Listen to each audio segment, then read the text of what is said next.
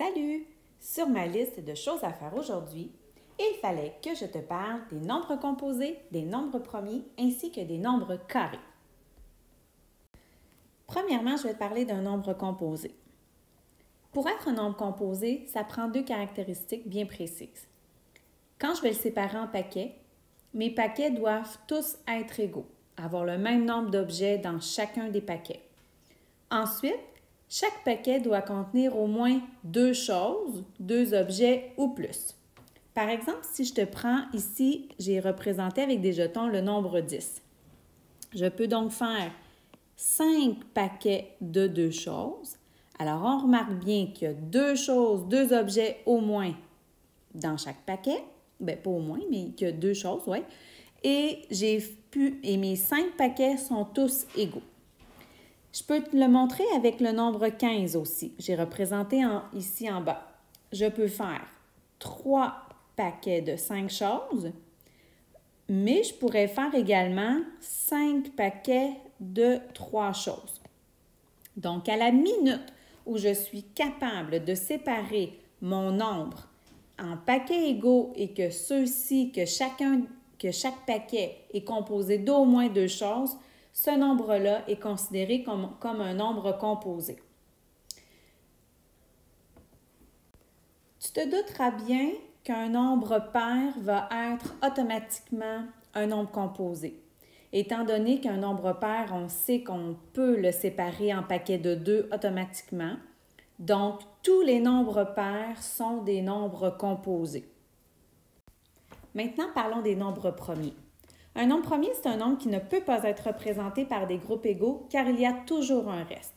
Donc, par exemple, si je tente de séparer mon nombre 7 en paquets de 2, je remarque qu'il y a un reste. Je peux tenter, bien sûr, de le séparer si je vais effacer mon crayon. Si je tente de le séparer en 3 maintenant, je réessaie en paquet de 3. Il me reste toujours un jeton qui est seul, donc il me reste un reste. 7 n'est donc pas un nombre composé, mais bel et bien un nombre premier. Si je fais la même chose avec 11, je le sépare en paquets de 2, il me reste un reste. Si je le faisais, je vais changer de couleur avec un paquet de 3, j'en prends 3 ici, je ne sais pas si c'est trop mêlant pour toi, mais il m'en reste 2.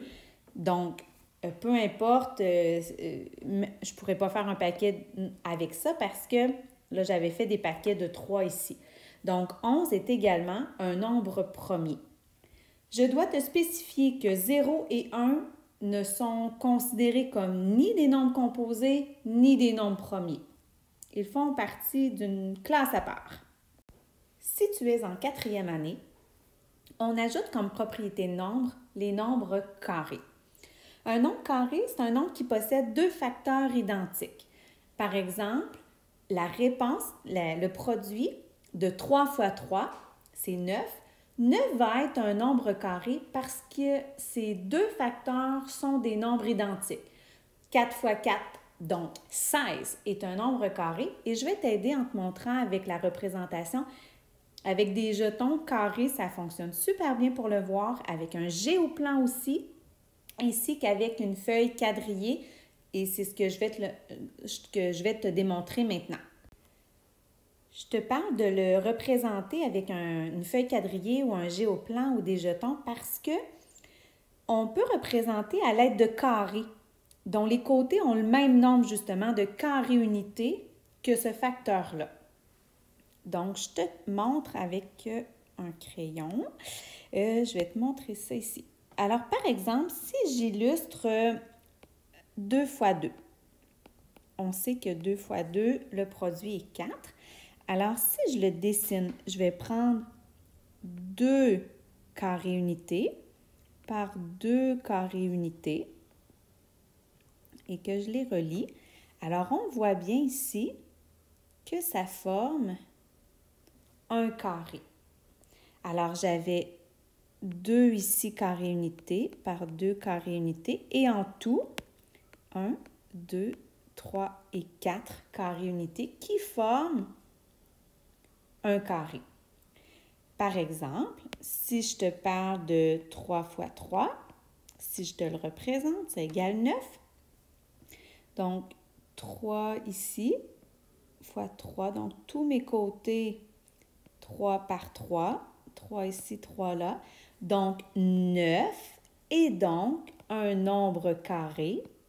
Donc, c'est le résultat qui dit que c'est un nombre carré. Donc, 9 est un nombre carré. 4 est un nombre carré. Si je le fais avec 4 fois 4, on sait que le produit donne 16. Si je le représente, 1, 2, 3, 4. 1, 2, 3, 4. On voit que ça forme un nombre carré. Donc, 16 est donc un nombre carré. Si on y allait avec la suite, 5 fois 5 égale 25. Donc, 25 est un nombre carré.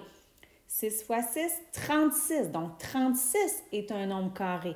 7 fois 7, 49. Donc, 49 est un nombre carré. Donc, quand on peut le représenter et que ça donne un carré dont tous les côtés sont égaux, parce qu'on parlait de facteurs identiques, donc côté fois côté pour la multiplication, alors on obtient un nombre carré, tout simplement.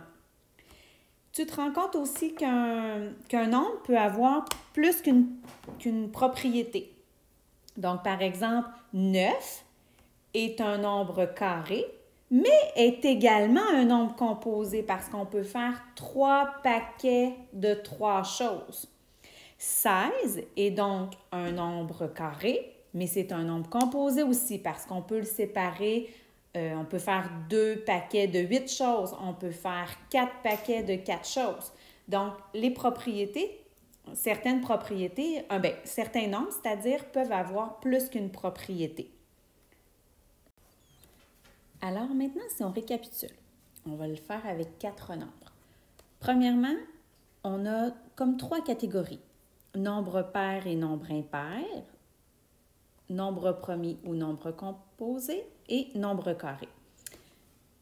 Alors, si on regarde le nombre 4, 4, oui, c'est un nombre pair. Donc, on ne met rien dans la colonne impaire. Nombre premier ou nombre composé. Avec 4 jetons, je suis capable de faire 2 paquets de 2 choses. Mes paquets sont égaux. Donc, parfait, c'est un nombre 4 est un nombre composé. Est-ce que c'est un nombre carré? 2 fois 2 égale 4. J'ai 2 facteurs identiques. Si je le représentais dans du quatriage, ça me donnerait un carré. Alors oui, 4 est un nombre carré. On y va pour 12 maintenant. 12, c'est un nombre pair. Nombre premier ou nombre composé?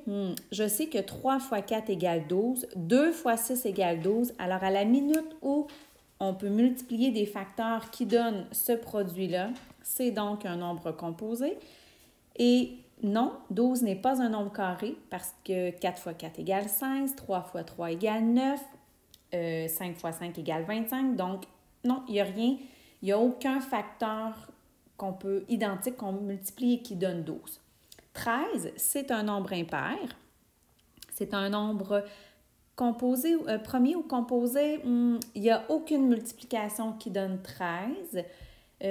Donc, automatiquement, si je le dessine, 1, 2, 3, 4, 5, 6, 7, 8, 9, 10, 11, 12, 13, je tente de faire des paquets de 2, par exemple. Il y a un reste. J'essaie de faire des paquets de 3. J'ai encore un reste. Alors, non. Il n'y a rien qui... En plus, je ne connais pas de multiplication qui donne 13. Donc, 13 est un nombre premier et automatiquement, il n'est pas un nombre carré. 21, c'est un nombre impair. Mais je sais que 21, il y a 3 fois 7 qui donne 21 comme produit. Alors, 21 est donc un nombre composé parce que je suis capable de faire soit des paquets de 7 ou des paquets de 3 et il n'y aura jamais de reste. Et non, ce n'est pas un nombre carré parce qu'il n'y a aucun facteur identique qui donne 21 comme produit. Alors maintenant, c'est à ton tour de jouer. Bonne chance!